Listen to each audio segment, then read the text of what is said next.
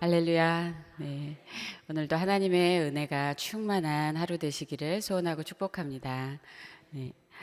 지난 주간에 우리는 다윗이 사울을 피해서 아둘람 굴에 있을 때, 또 광야에 숨어 있을 때, 그리고 높당의 제사장에게로 피해 갔을 때, 그리고 또 가드로 가서 블레셋 사람들에게 잡혔을 때, 그리고 그의 아들인 압살롬과 신하 아이도벨의 배반으로 또 도망을 가는, 그렇게 도망과 배신의 그 상황들 속에서 하나님을 간절히 구하는 그러한 시편들을 계속해서 접했습니다.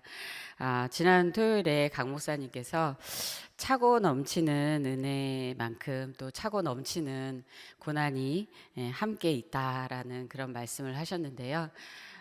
그 말씀을 들을 때 앞에 그 차고 넘치는 은혜는 참 좋은데, 차고 넘치는 고난도 같이 받아야 되나 이런 생각을 하게 되는데요. 그런 고난은 조금 안 받고 싶은 그런 마음이 우리에게 있습니다. 그런데 다윗이 이렇게 왕으로 세움을 받아서 하나님께 받은 그 은혜와 축복이 많은 만큼 우리가 계속해서 시편들을 보면 그가 얼마나 정말 넘치는 고난과 고통을 겪었는지 그것을 말씀을 통해서 생각해 보게 됩니다. 오늘 이 시편 59편은 사울이 사람을 보내어 다윗을 죽이려고 그 집을 지킨 때라는 설명이 시작 부분에 나와 있습니다. 사울을 피해서 다니는 그 고난이 시작된 그 시점입니다. 사무엘상 19장을 보면 그 상황이 좀 더 자세히 나오는데요. 다윗이 그 사울의 궁전에서 수금을 타고 있었을 때, 이때 이미 그 사울은 질투심에 사로잡혀서 그 이전에도 여러 번 다윗을 죽이려고 했었죠. 그런데 이때 사울에게 다시 악령이 임하여서 잡고 있던 그 단창을 다윗에게 던졌습니다. 사무엘상 19장 10절에서 11절 말씀을 보면, 사울이 단창으로 다윗을 벽에 박으려 하였으나 그는 사울의 앞을 피하고 사울의 창은 벽에 박힌지라. 다윗이 그 밤에 도피함에 사울이 전령들을 다윗의 집에 보내어 그를 지키다가 아침에 그를 죽이게 하려 한지라.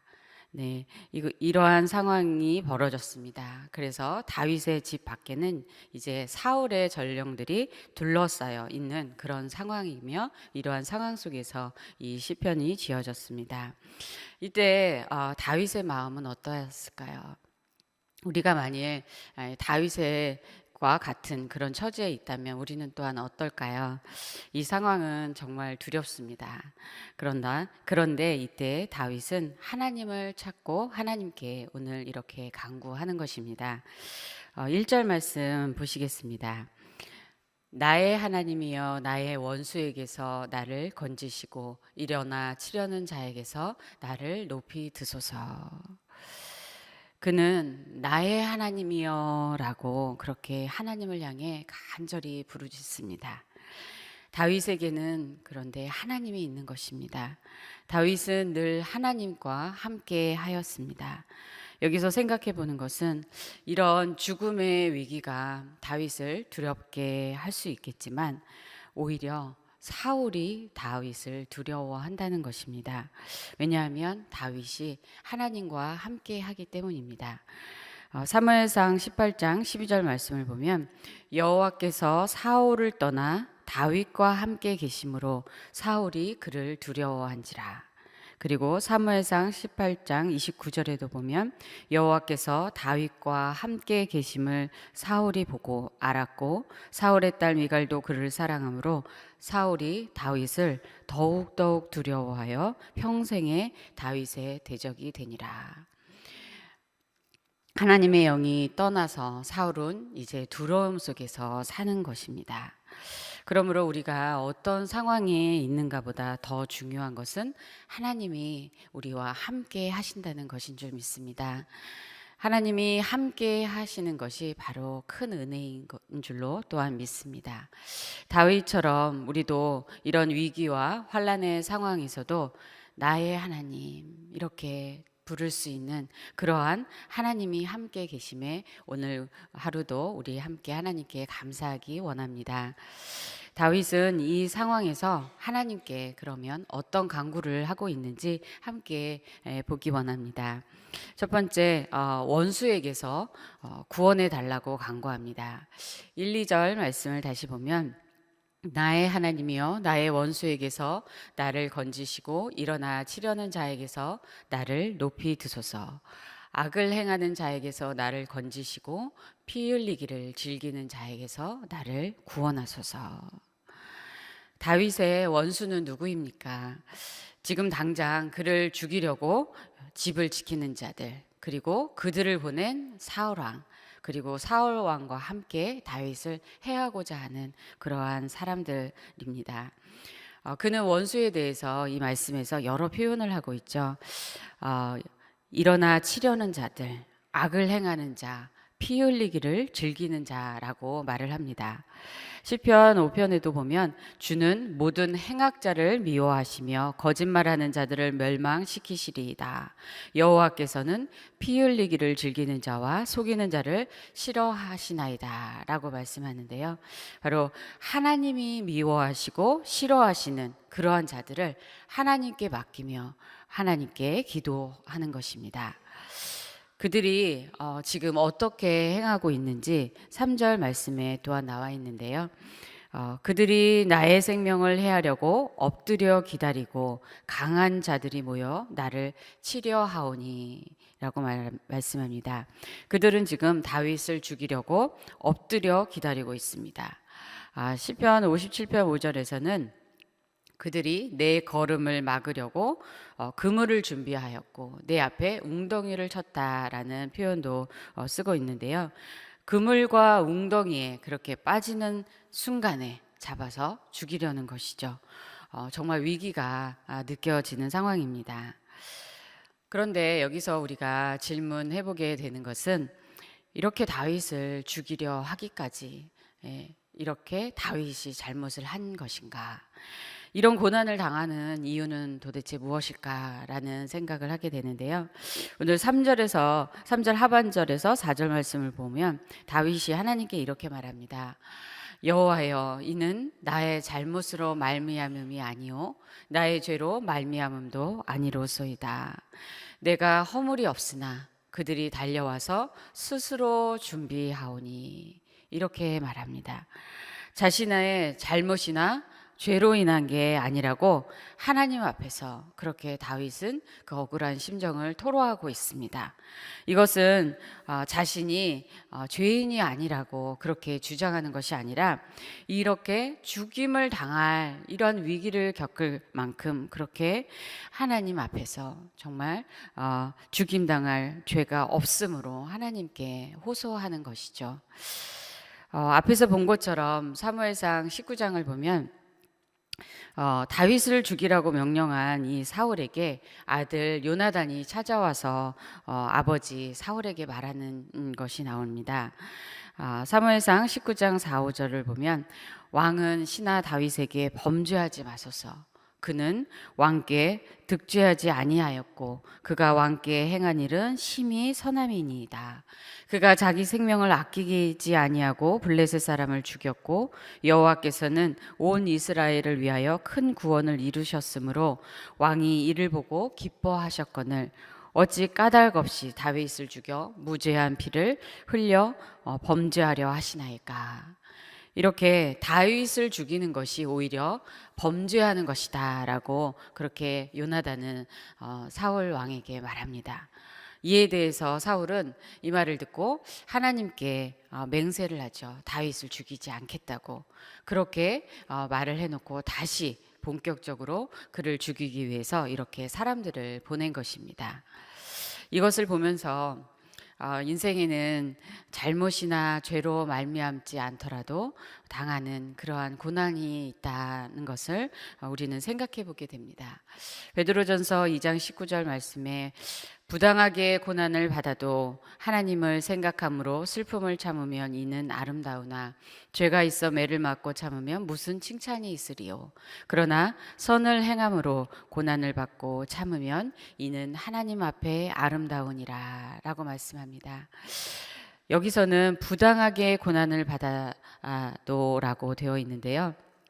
이전에 개역 한글에는 애매히 고난을 받아도라고 표현합니다.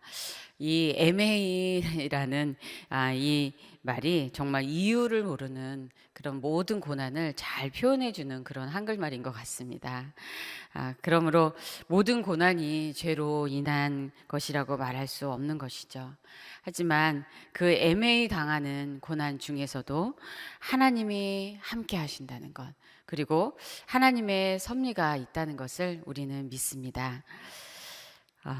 이 위기 가운데에서 다윗은 두 번째 깨어 살펴달라고 간구합니다.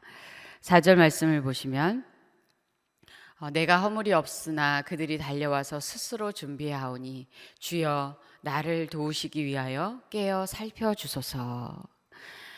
원수들이 기다리고 준비하고 있는 그 긴박한 시간들 가운데서 하나님만이 도우실 수 있으므로 하나님 깨어서 나를 지켜주셔 달라고 그렇게 간구하는 것입니다. 시편 7편 6절에서도 여호와여 진노로 일어나사 내 대적들의 노를 막으시며 나를 위하여 깨소서라고 하나님을 이렇게 부르짖습니다. 하나님께서 우리를 위하여 깨어서 그렇게 보호해 주시는 것은 큰 은혜인 줄 믿습니다. 광야에서 이스라엘 백성을 지켜주신 그 하나님의 보호하심에 대해서 신명기 32장 10절에서는 이렇게 말씀합니다.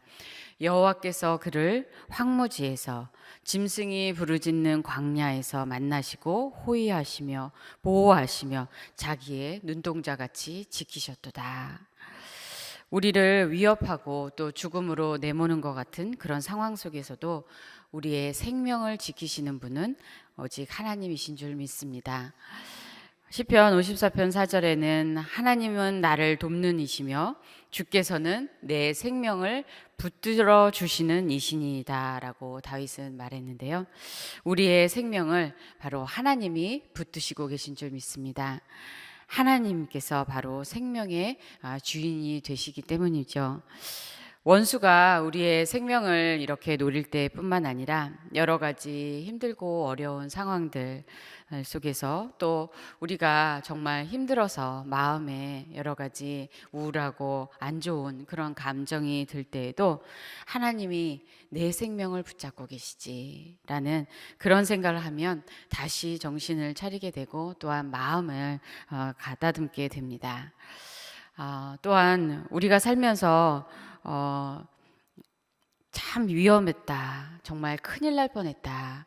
이러한 상황들을 또 우리가 겪게 됩니다. 그럴 때에도 하나님이 우리의 생명을 보호하셨던 것인 줄 믿습니다. 특별히 우리가 이렇게 운전을 하고 할 때에도 잘못하면 큰일 날 뻔했네. 이런 생각이 들 때가 있죠. 또 우리의 자녀들이 어떤 사고를 당했을 때도 정말 큰일 날 뻔했는데 하나님이 이렇게 보호하셨지. 이런 생각을 하게 될 때가 많이 있습니다. 하나님은 그런 상황들 속에서 우리를 보호하시고 건져주시는 그러한 하나님이십니다. 또한 그뿐 아니라 우리가 알지 못하고 의식하지 못한 그러한 여러한 보이지 않는 상황들 속에서도 하나님이 함께 하셔서 그 속에서도 우리와 우리의 가족들을 그렇게 지켜주시고 그 은혜 가운데 그래서 우리가 살아온 것인 줄 믿습니다. 이렇게 하나님께서는 우리에게 육신의 생명을 주시고 그렇게 지켜주실 뿐만 아니라 우리에게 영원한 생명을 주셨습니다. 그것은 바로 예수 그리스도께서 우리의 죄값을 대신하여 치르심으로 죽으셔서 우리에게 주신 생명인 것이죠. 그 영원한 생명이 우리 안에 있습니다. 그러므로 사실 우리는 사나 죽으나 주님과 영원히 그렇게 함께하는 축복을 받았으니 담대할 수 있습니다. 모두 그러시죠? 네, 오늘도 우리 생명을 지키시고 깨어서 그렇게 눈동자같이 보호하시고 살펴주시는 하나님, 그 하나님을 바라보면서 감사하기 원합니다. 또한 영원한 생명이 있으니 주님과 함께 담대하게 승리해 나가는 우리 모두가 되기를 소원하고 축복합니다. 세 번째, 다윗은 악을 행하는 자들을 벌하고 원수를 보응해 달라고 간구합니다. 5절 말씀을 보시면 주님은 만군의 하나님 여호와 이스라엘의 하나님이시오니 일어나 모든 나라들을 벌하소서 악을 행하는 모든 자들에게 은혜를 베풀지 마소서. 다윗이 이렇게 간구하는 것은 그들의 그 악함이 다윗만을 향한 것이 아니라 바로 하나님에게로 이어지기 때문인 것입니다. 그 악을 행하는 자들을 이 시편 59편에서는 먹잇감을 찾아다니는 그러한 개로 표현을 하고 있습니다. 6절에서 7절 말씀을 보면 그들이 저물어 돌아와서 개처럼 울며 성으로 두루다니고 그들의 입으로는 악을 토하며 그들의 입술에는 칼이 있어 이르기를 누가 들으리요 하나이다. 입술에 칼이 있다고 그렇게 표현하고 있는데요. 좀 섬뜩하죠. 예. 포악한 자의 이 혀가 어떠한지 시편 64편 3절 말씀을 보면 그들이 칼같이 자기 혀를 연마하며 화살같이 독한 말로 겨누고 라고 합니다. 이렇게 자기 혀를 칼같이 연마해서 그렇게 악한 말을 내뱉어서 사람을 죽이는 것입니다. 말로 사람을 죽일 수도 있는 것이죠. 우리는 의도적이든 의도적으로 하지 않든 간에 얼마나 말로 상처를 주고받고 있는지 또한 생각해 봅니다. 우리가 그런 악한 독을 품고 그렇게 사람을 죽이려고 하지는 않지만 우리가 화가 났을 때 하는 말은 우리도 모르게 그러한 독이 나온다는 것입니다. 그래서 그때 하는 말들을 참 조심해야 하는 것 같습니다. 화가 났을 때 그렇게 말을 다 쏟아붓고 나서는 들은 상대방에게 내가 화가 나서 한 말인데 뭘 그렇게 그 말을 다 진심으로 받냐고 이렇게 오히려 말하는 그런 사람들도 있죠. 그런데 이미 마음에 상처가 다 났는데 그래서 이렇게 우리가 안 좋은 마음일 때, 또 화가 났을 때는 말하는 것도 자제하고 또 듣는 것도 가려서 듣고 그러한 것이 필요한 것 같습니다. 그리고 이미 상처나는 그러한 말을 들었다면 마음에 담지 않는 게 중요한 것 같습니다. 이미 칼과 같고 또 화살과 같은 그 말을 마음에 품고 살면 정말 괴롭죠.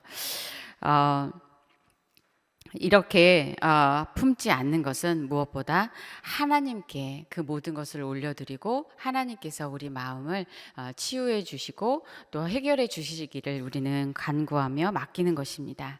그리고 무엇보다 우리는 살리는 말을 들어야 합니다. 그것은 바로 하나님의 말씀인 줄 믿습니다. 하나님의 말씀은 우리 마음 가운데서 우리를 치유하고 회복시켜 주시는 그러한 능력의 말씀인 줄 믿습니다. 원수들은 그런데 오늘 이 말씀을 보면 그렇게 악한 말을 하면서 누가 들으리요라고 말을 한다는 것입니다. 포악자들은 그 위에 계신 하나님을 알지 못하고 또 하나님을 무시하는 것입니다. 시편 64편 5절에서도 그들은 악한 목적으로 서로 격려하며 남몰래 올무놓기를 함께 의논하고 하는 말이 누가 우리를 보리요라고 그렇게 말한다는 것입니다. 누가 듣고 누가 보고 계십니까? 바로 하나님이시죠. 그런데 그들이 누가 들으리요, 누가 보리요 라고 그렇게 말하고 있는 그러한 모습은 정말 어리석은 모습이죠. 그래서 8절 말씀에서 보면 다윗은 여호와여 주께서 그들을 비웃으시며 모든 나라들을 조롱하시리이다 라고 말합니다. 이방의 이 나라들과 또 세상의 군왕들이 하나님과 또 하나님이 기름 부음 받은 그 자를 대적하는 것에 대해서 시편 2편 4절에서 이렇게 말씀합니다. 하늘에 계시니가 웃으심이여 주께서 그들을 비웃으시리로다. 그리고 37편 13절에서는 그러나 주께서 그를 비웃으시리니 그의 날이 다가옴을 보심이로다. 하나님은 지금도 그들의 악행을 보고 듣고 또 알고 계시며 또한 그들의 마지막 날이 어떠할지도 아시는 그러한 분이십니다. 하나님은 만군의 하나님, 전능하신 하나님이시기 때문입니다. 그러므로 우리는 이러한 어려운 관계 또 어려운 상황의 사람들을 만났을 때 하나님을 보고 의지할 수 있는 것입니다. 그러므로 다윗은 오늘 이제 90절 말씀에서 하나님을 바라보며 하나님께 이렇게 고백합니다. 90절 말씀 보시겠습니다. 하나님은 나의 요새이시니 그의 힘으로 말미암아 내가 주를 바라리이다. 나의 하나님이 그의 인자하심으로 나를 영접하시며 하나님이 나의 원수가 보응받는 것을 내가 보게 하시리이다. 하나님은 모든 공격에서 우리를 든든히 지켜주시는 요새이요 힘이십니다. 주님이 힘이며 능력이 되시고 또한 우리에게 이겨나갈 힘을 주시는 것입니다. 그런데 그 주님은 우리에게는 인자하심으로 그렇게 사랑으로 영접해 주시는 하나님이시지만 원수에게는 보응해 주시는 공의의 하나님이시라고 말씀합니다. 더 후에 쓰여진 시편 54편 7절에서는 다윗은 참으로 주께서는 모든 환난에서 나를 건지시고 내 원수가 보응받는 것을 내 눈이 똑똑히 보게 하셨나이다 라고 고백합니다. 다윗은 계속해서 모든 환난에서 건져주신 그 신실하신 하나님을 경험하면서 그 신실하신 하나님이 바로 원수를 멸하는 일도 행하실 것이라는 것을 확신하였던 것입니다. 우리도 고난과 어려운 가운데서 하나님께서 인자와 사랑으로 우리를 위해서 행하셨던 그 모든 것을 기억하며 또한 계속해서 신실하신 하나님을 의지하며 나아가기를 원합니다. 네 번째, 다윗은 하나님이 다스리심을 땅끝까지 알게 해달라고 간구합니다. 13절 말씀에 진노하심으로 소멸하시되 없어지기까지 소멸하사 하나님이 야곱 중에 다스리심을 땅끝까지 알게 하소서. 앞에서 악한 자들에게 보응해 주시기를 간구했는데 그것은 개인적인 간구를 넘어서서 악한 자를 심판함으로써 궁극적으로 하나님이 모든 것을 통치하시는 왕이심이 알려지기를 그렇게 기도하는 것입니다. 다윗은 이전에 대적 골리앗과 싸울 때에도 이렇게 말했죠. 사무엘상 17장 46절 말씀 보면 오늘 여호와께서 너를 내 손에 넘기시리니 내가 너를 쳐서 내 목을 베고 블레셋 군대의 시체를 오늘 공중의 새와 땅의 들짐승에게 주며 온 땅으로 이스라엘에 하나님이 계신 줄 알게 하겠고 라고 말했습니다. 이렇게 하나님을 높이는 그의 마음은 한결 같았던 것입니다. 이를 위해서 오늘 다윗은 11절 말씀 시작에 보면 그들을 죽이지 말라고 그렇게 말하며 점차 소멸하시기를 구합니다. 11에서 13절 말씀 보시겠습니다. 그들을 죽이지 마옵소서. 나의 백성이 잊을까 하나이다. 우리 방패 되신 주여, 주의 능력으로 그들을 흩으시고 낮추소서. 그들의 입술의 말은 곧 그들의 입의 죄라. 그들이 말하는 저주와 거짓말로 말미암아 그들이 그 교만한 중에서 사로잡히게 하소서. 진노하심으로 소멸하시되 없어지기까지 소멸하사 하나님이 야곱 중에서 다스리심을 땅 끝까지 알게 하소서. 저는 처음에 이 그들을 죽이지 말아 달라고 구하는 이 말씀이 처음에 의아했습니다. 문제를 빨리 해결해 달라고 우리는 보통 간구하는데요. 원수를 한 번에 이렇게 싹 이렇게 없애주시면 더 좋지 않을까요?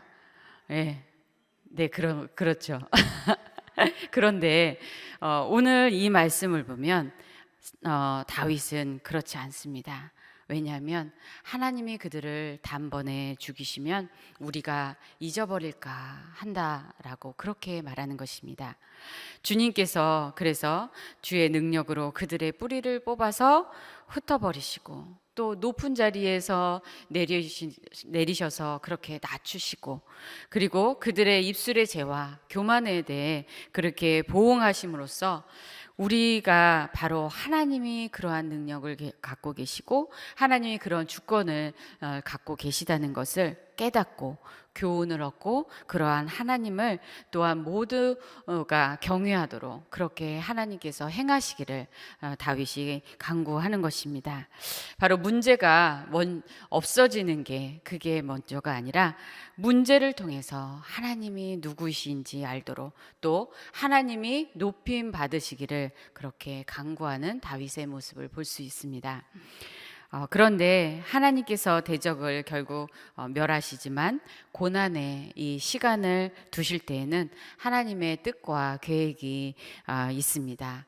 사사기 2장을 보면 하나님께서 가나안 땅에 들어간 그 이스라엘 민족 주변에 이방 민족들을 다 쫓아내지 않으시고 머물게 그렇게 두셨습니다. 사사기 2장 21, 23절을 보면 나도 여호수아가 죽을 때에 남겨둔 이방 민족들을 다시는 그들 앞에서 하나도 쫓아내지 아니하리니 이는 이스라엘이 그들의 조상들이 지킨 것 같이 나 여호와의 도를 지켜 행하나 아니하나 그들을 시험하려 함이라 하시니라. 여호와께서 그 이방 민족들을 머물러 두사 그들을 속히 쫓아내지 아니하셨으며 여호수아의 손에 넘겨주지 아니하셨더라. 이방 민족을 둠으로써 이스라엘이 하나님께로 그렇게 어려운 상황에서 돌이키고 하나님 말씀을 지켜 행하도록 그렇게 훈련하신 것입니다. 그러므로 어떤 때는 이렇게 해결해 주시지 않은 문제가 하나님을 더욱 깊이 만나도록 인도하고 또 문제 속에서 또 문제를 안고서도 진짜 우리가 어떻게 살아가야 하는지를 훈련하도록 그렇게 인도하시는 것입니다. 다윗은 목동의 시기에 사무엘 선지자로부터 기름 부음을 받고 나서 이 사울 왕이 전쟁에서 죽음으로써 헤브론에서 왕이 되기까지 약 15년간을 도피하는 생활을 하였습니다. 이렇게 오랜 도피 생활을 할 줄 다윗은 몰랐을 텐데 도피 생활이 시작된 이때에 만약에 다윗이 하나님께 그들을 당장 다 죽여주시옵소서 이렇게 기도했다면 하나님께서 그 기도를 들어주셨을까요? 다윗은 이 고난의 시간 동안 산이든 들판이든 동굴이든 블레셋 적의 땅이든 어디를 가든지 어떤 상황에 처하든지 오직 하나님만을 정말 철저히 그렇게 의지하는 사람이 되었던 것입니다.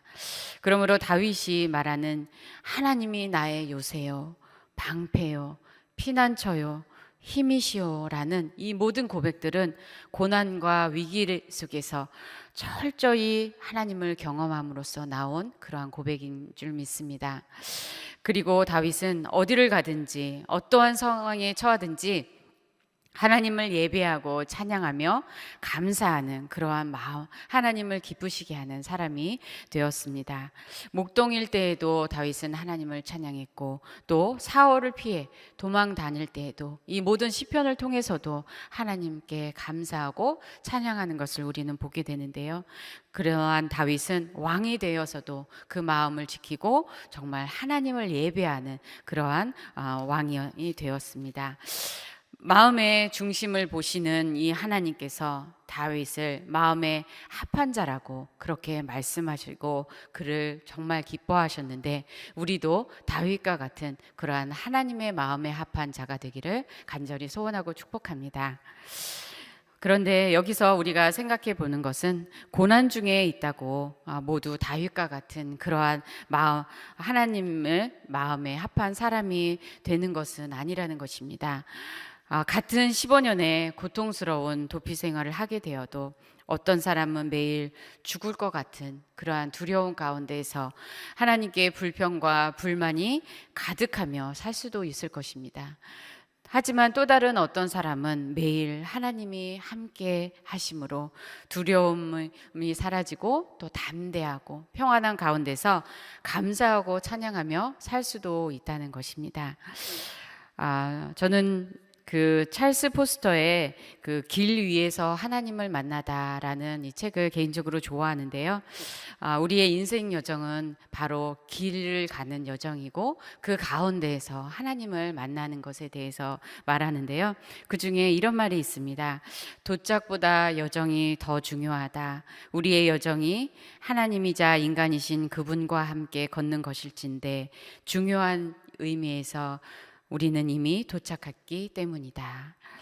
오늘도 하루길을 걸어가는데 여러 사건들이 우리를 또 기다리고 있겠죠. 하지만 그 가운데서도 우리의 마음을 온전히 하나님께 두며 하나님이 함께 가는 길이라서 기쁜 그런 하루가 되시기를 축복합니다.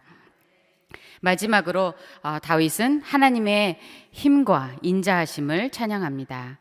14, 15절 말씀을 보면 대적들이 아무리 개처럼 두루다니며 공격하더라도 하나님의 사람의 생명을 얻지 못합니다. 그래서 배부름을 얻지 못해서 밤을 새웁니다.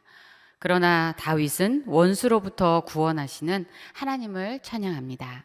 16절 말씀을 보시면 나는 주의 힘을 노래하며 아침에 주의 인자하심을 높이 부르오리니 주는 나의 요새이시며 나의 환난 날에 피난처 시민이다. 하나님의 힘, 하나님의 능력이 나를 지키시며 하나님의 인자하신 바로 하나님의 사랑이 나를 보호하시니 그 하나님을 노래하는 것입니다. 나와 함께 하시는 하나님은 바로 능력의 하나님이시며 사랑의 하나님이신 것입니다. 그런데 저는 이 구절을 보면서 아침에라는 말이 눈에 들어왔습니다. 곧 대적이 지키던 그 밤이 지나가고 아침에 하나님을 노래할 것이라고 그는 확신하며 말합니다. 이것은 곧 이미 승리하였다고 선포하는 승리의 노래인 것입니다. 사무엘상 19장 11절 12절 말씀을 보면 바로 그 밤에 다윗은 아내 미갈의 도움으로 창문을 통해 내려가서 도피하게 되었습니다. 이 상황 속에서 하나님이 지켜주신 것이죠. 여기서 아침에라는 이 말을 보면서 정말 하루하루가 하나님의 은혜로 사는 것이다 라는 생각을 다시 해보게 되었는데요. 어제의 밤도 지나가고 새날이 되어서 이 아침에 우리가 하나님을 찬양하고 예배하는 자리에 나온 이 모든 것도 하나님의 은혜인 줄 믿습니다. 다윗은 시편 3편 5, 6절에서 내가 누워 자고 깨었으니 여호와께서 나를 붙드심이로다. 천만인이 나를 에워싸 진친다 하여도 나는 두려워하지 아니하리이다 라고 말했습니다. 천만인이 진을 쳐도 그 가운데서도 누워서 자고 깨는 그런 붙드시는 하나님의 은혜가 우리와 함께 있는 줄 믿습니다. 그렇게 고통의 밤도 또 절박한 문제도 지나가고 우리에게 하나님을 찬양하는 아침이 올 줄을 믿습니다. 오늘 아침에 우리 다윗처럼 이미 승리할 줄을 믿고 하나님을 함께 찬양하기를 원합니다. 바로 17절 말씀인데요. 우리 함께 같이 봉독하겠습니다. 나의 하나님이시여 내가 주께 찬송하오리니 하나님은 나의 요새이시며 나를 긍휼히 여기시는 하나님이심이니이다. 아멘. 이 고백을 날마다 올려드림으로 다윗처럼 정말 하나님을 높이고 또 감사와 찬양으로 하나님과 함께 매일 걸어가며 또 인생의 끝까지 승리하는 우리 모두가 되기를 소원하고 축복합니다.